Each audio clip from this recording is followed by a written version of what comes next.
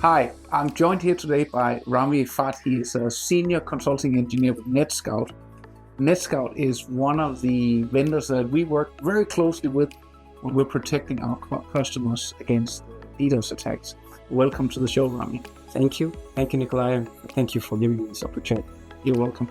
DDoS attacks, I think it's one of those areas that we've always talked about how much they're growing, and in all honesty, when I've been looking at the numbers from 2022 to 2023, I thought they couldn't get any worse, but actually they did. So in 2023, we saw more than 200,000 attacks. That's almost 25% more than that we saw the year before. And what was quite interesting was that actually a lot of those attacks were happening right around the end of the year. So November and December, we saw almost half of the attacks on our customer environments. And that's of course super interesting to observe. But we also saw changes in attacks. So the largest attack that we scrubbed last year, that was on the 6th of December, where we had a customer which was impacted by an attack of 460 gigabits per second.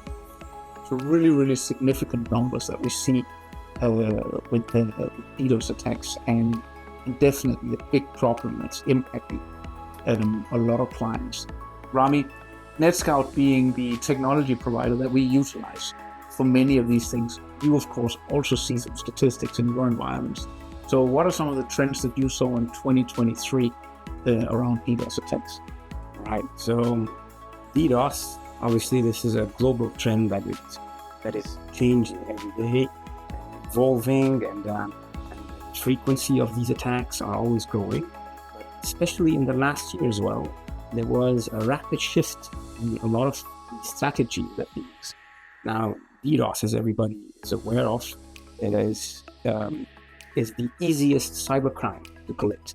And so, having said that, it is very destructive and very damaging to organizations. And today they can easily hit everyone and anyone as a target. And there is a proliferation of the resources that are being abused to achieve that. Thus, this trend is ever evolving.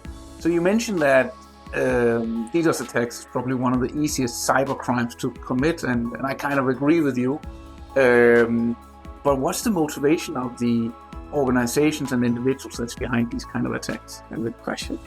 Because today the motives have increased, and the top of them is the geopolitical motivations for these attacks, with all the geopolitical situations that we are in, especially in this part of the world and everywhere around the world. And this gives a chance for these malicious actors to use these attacks and to do something, whether to move some things in these situations or to abuse whatever's happening. Besides that, if we ask the question, who's doing all that? It starts all the way from nation states, but also ends up with kids who can use DDoS attacks. So, and everything in between, from organized crime, hacktivists. So the motivations are a lot, and there's a lot of things that you can be abusing so that you just want to destroy something or something down. Yeah. I think another part of why DDoS attacks are so increasing so much in numbers and size is also because of the infrastructures available to the attackers, right? I read recently about a South American botnet which consisted primarily of smart TVs and set-top boxes, right? So this is where the technology you might be hosting in your home might actually be utilized for performing DDoS attacks, the same way that we saw the Mirai botnet back in 2012, which was mostly consisting of security cameras. And Mirai is still very active today, even so it's definitely still. It's also about the fact that every one of us, we have compute power that we're utilizing to power our smart homes and our smartphones and all of these things, and all of these things can be utilized for DDoS attacks. The infrastructure, there is the adversary infrastructure, the one that they will use to launch these attacks, and that has grown, as you have mentioned, and has also evolved. So to add to what you said, on one hand, there is the hosts that are compromised, and so having these botnets and these increasing botnets. Before they were always, for now 2.5 decades, PCs, but as you said, the last 7-8 years, they are IoT devices. So that's on one hand. But what grew in the last few years is what they call bulletproof hosting providers, where the abusers will be living in some hosting providers and they will use these resources. So this is not something stolen, this is something kind of like what they own. Okay. And there's a variety of these hosting providers, bulletproof hosting providers.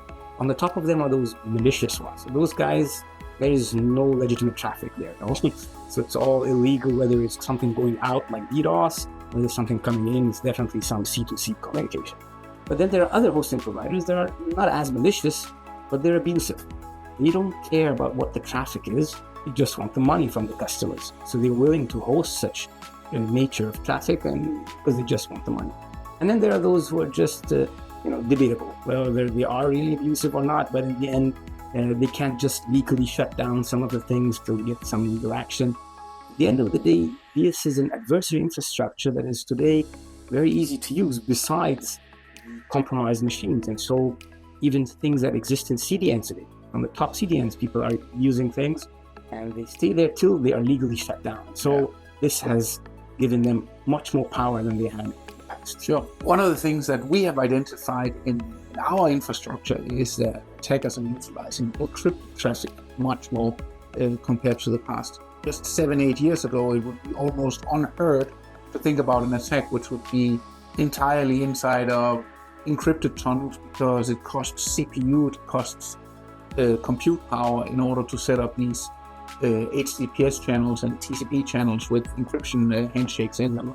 But today that doesn't seem to be a problem anymore. So many of the attacks that we see is inside of encrypted tunnels, and I know that encryption in general is something that requires a specific focus on it. So what do you see in that specific space? Is that a trend you see as well on a global level? Yes, very true. Today it is a trend. Application layer attacks has increased tremendously. And the use of encrypted traffic is also one of the strategies they use, as well as anything that is CPU or resource intensive. So even SSL offloaders today in the last 5-6 years has been targets. So just like firewalls are targets, SSL offloaders are targets, as well as hiding the attack in encrypted traffic. A lot of carpet bombing attacks today, a lot of DNS attacks, especially in the last year, the most maybe, I would say on the top, which has hit our region here in the Middle East. And so these are all the new dynamic attacks that are evolving today, moving away from what is very static. And along with that, they don't just depend on reflection amplification. That means they use some things out there in the internet that they use, but they're more direct path. So these are all kinds of stealthy kinds of attacks that they are using today, not just the volumetric, which always are there.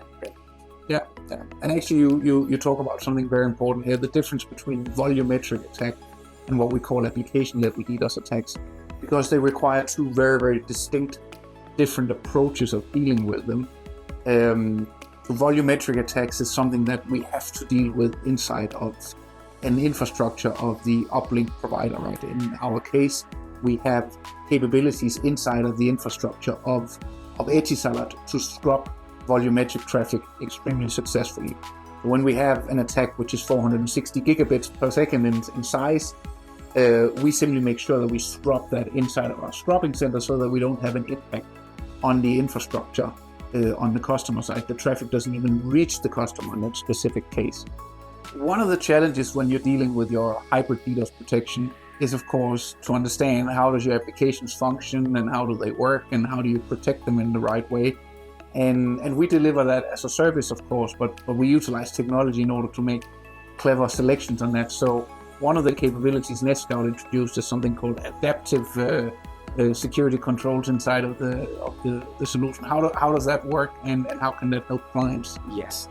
To address that, what we saw was growing a lot in the last few years is what is known as multi-vector attacks. So attacker will not just use one vector, but use several of them at the same time or one after the other. So he's just trying to increase the efficiency of his attack. So he guarantees he's going to bring down the customer. And so having these multi-vector attacks at the same time, I need to adapt to what he's doing. So today, he simply uses other vectors right at the moment when he finds that some of them are not successful. And so he uses others. So he's more dynamic in nature.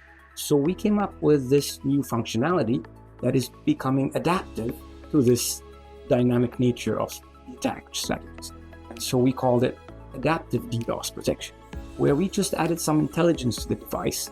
It knows how to stop all kinds of attacks, like we just mentioned, from the layer 3, layer 4, layer 5, all the way to layer 7. But if some countermeasures are not enabled or they're not configured with the right settings, so this intelligence can note that, hey, this traffic is going through, but this needs to be stopped. And so it recommends countermeasures to be changed, so instantly the administrator can do that. So it's kind of like bringing the ACERT engineering team from NETSCOUT all the way into the box in front of the customer. And so the customer can utilize that and instantly adapt right away, mitigate these attacks instantly. Well, that's fantastic. All of these things where we're utilizing machine learning and other capabilities on the platforms to make clever decisions is, of course, something that we appreciate a lot, and it makes our job much easier in dealing with this very, very hard problem. So with DDoS being such a big challenge for organizations today, I think DDoS protection is a mandatory requirement for anyone who's doing business on the internet today. If you want to know much more about the solutions, of course, feel free to reach out to Help AG. If you want to read much more about DDoS attacks and how we're seeing them here specifically in the UAE and KSA, then make sure that you read our threat and vulnerability report, where we have a full section just talking about the statistics and the kind of attacks that we saw in 2023. Looking forward to talking more to you. Thank you very much for coming. Thank you.